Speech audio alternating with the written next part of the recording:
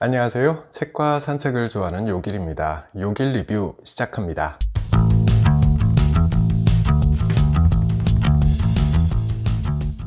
오늘 소개해드릴 책은요, 딸에게 보내는 심리학 편지입니다.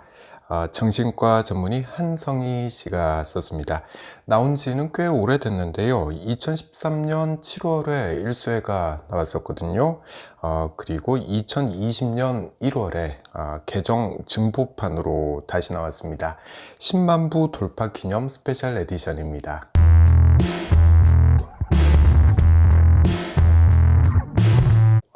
심리학 관련 책은요, 저는 좀 전공서적은 어려우니까 많이 좀 망설여지지만 대중서적은 많이 보려고 노력을 하는 편이에요.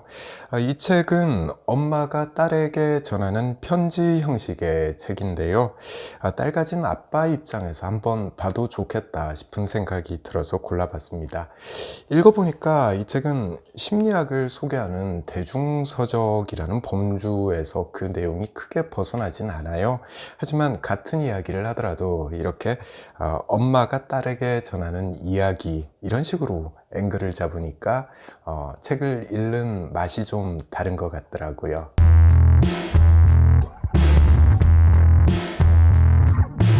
네, 저자는 고려대 의대 출신이에요. 소아정신과 의사이고 정신분석 전문의이기도 합니다.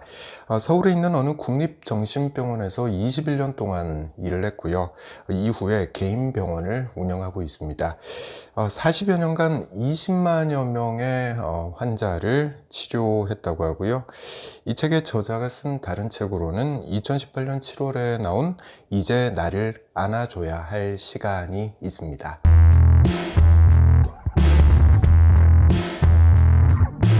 네, 저자는 딸아이가 하나 있어요. 의대 레지던트 과정을 밟으면서 딸을 낳았다고 하는데요.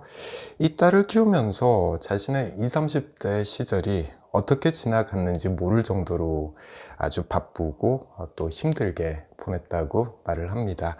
스스로를 평범하고 서툰 엄마였다, 이렇게 평가를 하고 있어요.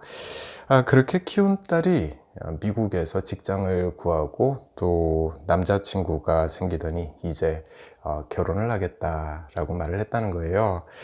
저자는 이때 깨달았다고 합니다. 딸이 더 이상 품 안의 자식이 아니라는 거, 그리고 이제는 독립할 만큼 컸다는 사실을 인정하고 떠나보내야 할 때라는 거, 이걸 깨닫게 됐다는 거죠. 그리고 오랫동안 진료실을 찾은 수많은 사람들에게는 해줬지만 정작 30년을 키운 딸에게는 미처 하지 못한 이야기들이 많다는 점도 알게 됐다고 말합니다. 그래서 이 책을 쓰기 시작했다는 거죠. 글이 전반적으로 다 참 따뜻해요. 딸이니까 해줄 수 있는 그런 말들이 책에 잔뜩 실려 있습니다. 예를 들면 모든 일을 다 잘하려고 애쓰지 마라, 이런 말도 있고요. 인생 별거 없다, 그냥 재미나게 살려고 해라, 이런 말도 있습니다.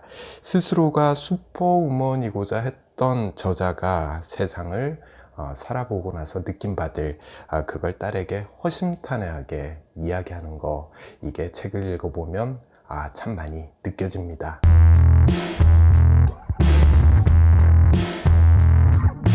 네, 이 책은 2013년에 처음 출간됐고요. 2020년에 개정 증보판으로 다시 나왔습니다. 7년이라는 세월이 시차가 있잖아요. 그 시간이 흐르는 사이에 저자가 보기에 변한 게 하나 있더라 라고 이 책의 서문에서 이야기를 합니다. 이 대목이 참 재밌었는데요. 사람들이 자신의 정신적인 문제를 받아들이는 태도에 큰 변화가 생겼다는 거예요. 7년 전에는 세상과 잘 어울리지 못하는 부족한 나에게 초점을 맞춰서 힘들어하는 이들이 많았다는 거죠. 그런데 요즘은 세상에 지나치게 휘둘리지 않고 나를 지키면서 살아가는 구체적인 방법을 궁금해하는 이들이 많아졌다고 이야기를 합니다. 다시 말해서 예전엔 친구랑 문제가 생기면 이런 거죠. 내가 뭘 잘못했는지, 그리고 내가 뭘 고쳐야 하는지, 이런 걸 고민을 했다는 거죠. 그런데 지금은 걔가 왜 그러는지는 모르겠는데 난 나대로 살아야겠어. 어떻게 하면 더 잘 살 수 있을까? 이걸 고민하는 사람들이 늘어나고 있다는 거죠. 뭐 이건 바람직한 추세 아닌가 싶어요. 좀 더 설명을 해볼게요. 저자는 사람은 누구나 이기적이라고 이야기를 합니다. 예전엔 이타주의가 도덕적으로 올바른 삶이다. 이렇게 우린 많이들 생각을 했었죠. 그래서 남부터 챙기고 또 손해보는 것 같아도 좀 참고 그러다가 지치면 나 왜 이렇게 살지? 이런 생각을 했었다는 거죠. 그런데 저자는 이렇게 이야기를 합니다. 인간 행동의 상당 부분은 타인으로부터 인정받고자 하는 욕구에서부터 비롯되기 때문에 이타주의의 근원에는 일부 이기주의가 숨어 있다는 거예요. 내가 남부터 챙겼던 행동의 이면에는 저 사람 참 괜찮네. 네, 이런 타인의 평가를 받고자 하는 욕구가 숨어 있었다는 거죠. 뭐 이거 자연스러운 거 아닌가요? 이기주의가 부정적인 것만은 아니라고 이야기를 하고 싶은데요. 단 구분해야 될 개념이 하나가 있습니다. 바로 나르시시즘입니다. 오직 자신만을 생각하는 거죠. 나르시시스트에게 타인이란 자기의 위대함을 칭찬해주고 자기를 좋아해주고 또 받아들여주는 관중일 뿐이다 라고 저자는 이야기합니다. 이건 욕먹어야 되는 행동인 거죠. 그리고 이런 나르시시즘을 이기주의와 동일시해선 안 되는 거죠. 이기주의자는 자기 자신이 소중한 만큼 남도 소중한 것을 안다라고 저자는 이야기합니다. 그래서 자율적 개체로서의 나를 중요하게 여기는 만큼 타인을 존중한다는 거죠. 자, 지금까지 내용을 정리를 해보면 이렇게 말할 수 있을 것 같습니다. 이기주의가 나쁜 건 아닌데 나르시시즘과 이기주의를 동일시하는 그런 사람들이 많은 거죠. 그래서 이기주의도 부정적으로 인식하는 경우가 많습니다. 그렇다면 차라리 이 개념을 좀 전환을 해보는 게 어떨까 라고 저자는 생각하고 있는 것 같습니다. 그래서 이기주의라는 용어 대신에 단단한 개인주의 라는 용어를 사용하고 있습니다. 부정적인 뉘앙스는 전혀 없으면서도 이기주의의 본질을 이어받는 그런 개념인 거죠. 저자는 단단한 개인주의란 세상에는 나도 있고 타인도 있음을 존중하면서 나 개인에 집중하는 삶의 태도라고 말합니다. 다른 사람과 더불어 사는 삶이지만 절대 타인의 삶에 휘둘리지 않으면서 나의 소중함을 지키는 삶이라는 거죠. 또한 이게 바로 사람들이 7년 전과 달라진 거죠. 7년 전에는 사람들이 남에게 휘둘려서 나의 부족한 점을 개선하려고 고민을 했었습니다만 요즘 사람들은 더불어 살긴 하지만 인생의 중심에 나를 놓고 사는 방법을 고민하고 있는 거죠. 저자는 말합니다. 인생의 중심에 나 자신을 두고 타인의 부당한 요구를 당당하게 거절하되 타인과 더불어 살아가기 위해 양보와 배려를 기꺼이 베푸는 건강한 삶이 가능하다는 거죠. 그러니 이제 결혼을 앞둔 자신의 딸은 단단한 개인주의의 삶을 살았으면 좋겠다고 저자는 말하고 있는 거죠. 내가 나를 위해 사는 거, 이게 왠지 내 주위 사람들에게 사실 좀 미안할 때가 있었습니다. 예전에는 그랬어요. 그리고 지금도 그런 사람들 많을 거라고 생각합니다. 그런데 그게 전혀 미안할 일이 아니라는 거, 이 책을 읽으면은 깨달을 수가 있습니다. 내가 온전해야 남도 보살필 수가 있는 거잖아요. 단단한 개인주의라는 거요. 이거 참 괜찮은 개념이다 라는 생각을 하게 됩니다.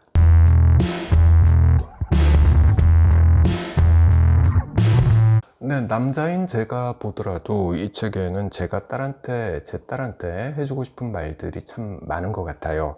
특히 이 대목이 정말 저는 마음에 들었습니다. 슈퍼우먼이 되려고 하지 마라 라는 건데요. 직장일, 집안일, 그리고 육아, 이 세 가지를 다 잘하려고 하는 거 사실상 불가능하죠. 예전엔 글쎄요, 직장일, 집안일, 그리고 육아, 이 세 가지를 다 못하면 자책을 냈었죠. 슈퍼우먼이 되지 못한 자신을 자책했던 거죠. 다시 말해서 이건 개인의 역량의 문제라고 생각을 했던 거죠. 그런데 아니잖아요. 그건 아닌데 라고 생각하기 시작한 여성들이 많아진 거고요. 지금 이 여성들이 선택하고 있는 행동을 보면, 그럼 나 애를 안 낳을래, 또는 한 발 더 나가서 나 결혼을 안 할래, 이렇게 되고 있는 거죠. 모두가 슈퍼우먼이 될 수는 없는 거고요. 그래서 지금 우리 사회에는 출산을 안 하거나 결혼을 안 하는 여성들이 늘어나고 있는 거죠.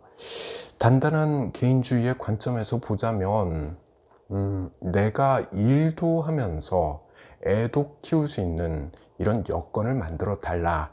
그렇지 않으면 출산을 안 하거나 결혼을 하지 않겠다라는 건데요. 나를 중심에 놓고 보면 이런 요구가 나올 수밖에 없을 것 같습니다. 일단 내가 운전해야 남도 챙길 수 있기 때문에 그런 거죠. 이런 시각에서 단단한 개인주의는요, 우리가 직면하고 있는 사회상을 잘 풀이할 수 있는 개념이다 라는 생각을 해보게 됩니다.